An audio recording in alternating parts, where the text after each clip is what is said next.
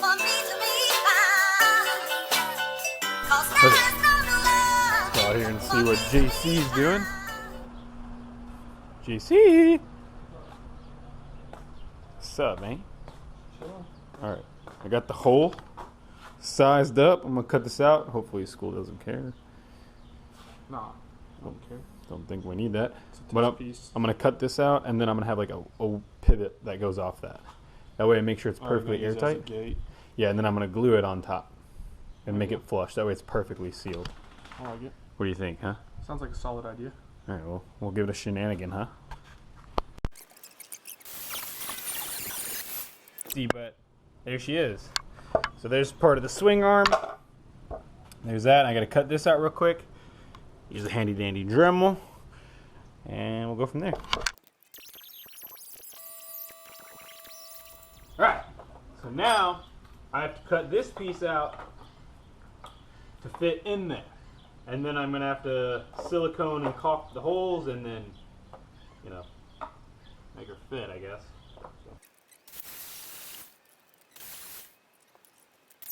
Alright, for those of you who can see it, that's how she'll sit. Nice and pretty. So we'll glue it in place, we'll caulk around the sides, make sure it's nice and airtight, and get back with you.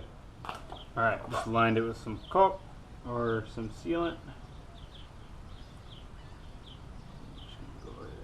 So I spent a little while cutting out this piece. So it's just simple cutout. And when it's closed, it's all the way sealed up. Spin it 180 or 90 degrees and you're Gucci. You're all the way open. 100% nice and flowing. We finally have the piece glued in. The servo, if you can see that. So you got the servo, you've got the rod, and you've got the arm itself, just like we have drawn up here. The servo, the arm, and the rod. So if we come over here and we flip our switch right here, which you see me flip it, and flip. And now the valve is completely opened all the way, and then you close it. Boom, all the way closed. And that really works well because the filter fits right over it, like that. And so it should be all the way open. And look at there, all the way open. And that's just run off this switch right here. So you just flip the switch and flip it back. Nice and simple. Works good. Should be not like, you know, 100% airtight or anything, but it should prevent any water or blow by getting in there. Alright folks, now 1 o'clock at night. I finally have it all set up. I did my wiring wrong a little bit, and I was going to put the thing here, but I decided to move it, and it's just an electric actuator, so basically it's just like a button. Whenever it hits it, it opens. And this is how I know the valve is completely open, which red means race mode. So basically the valve just opens like so.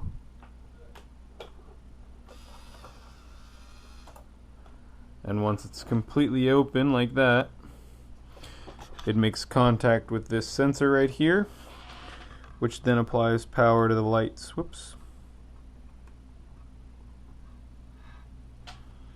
And then goes through this whole little circuit right here. You got a green light, and you got a red light.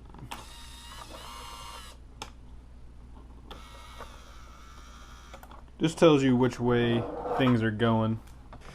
You can see inside as it opens and then glows. And you can't see any lights from the top. They're all tucked away inside. And then watch it close.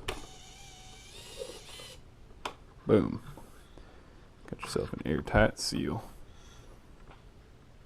Nice and clear too. So now let's paint it and get going. This is the actual skid plate with the intake connected to it. So for those of you who don't think this is actually really that strong, trust me, that's strong. It's almost like really hard plastic. And I mean, the vents, this is like one layer thin, and I mean, it's very flexing. So whenever the air hits, it can actually fold it and push it more towards, right here would be the throttle body. So this is the whole setup. And if you look inside, you can still open it up, and you get the nice red glow. Let me turn the lights off so you can see how bright this actually would be.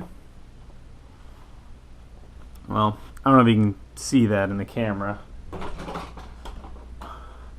Sorry, you probably couldn't see that. It didn't seem like it was coming through very well, but basically, this is the setup as it is all the way around. And it's pretty cool because it's, if you measure the exact length and height, you can know exactly where everything would be sitting, which is how I did it. So this is actually how it is mounted into the car. And then you've got the nice flush, you got the lights, and you got the switch, and they all work rather flawlessly.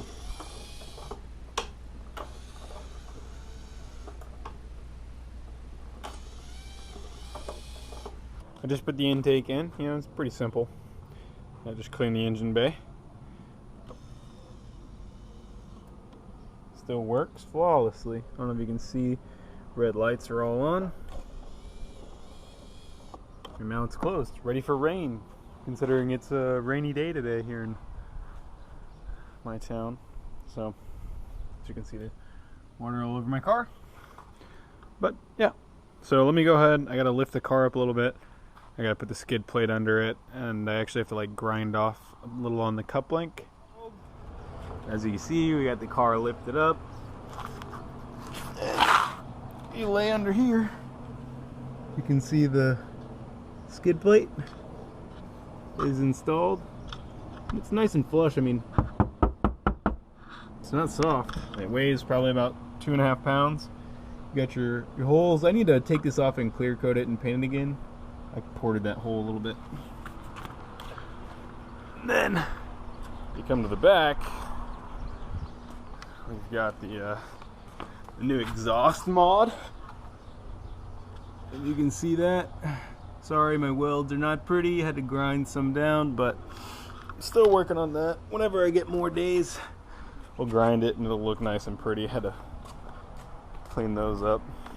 But yeah, so let me put this down and I can show you the car when it starts and drives.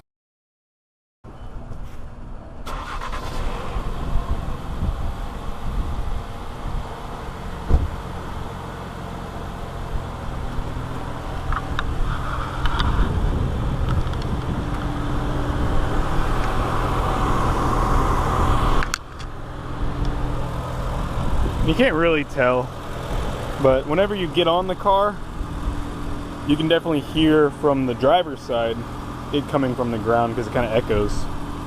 But and when the hood's closed and you rev it, you can actually feel the suction. I mean, don't get me wrong, it's got other holes to pull from, so you're not going to suck up any water, but yeah. So we'll go do some drives and see how it does.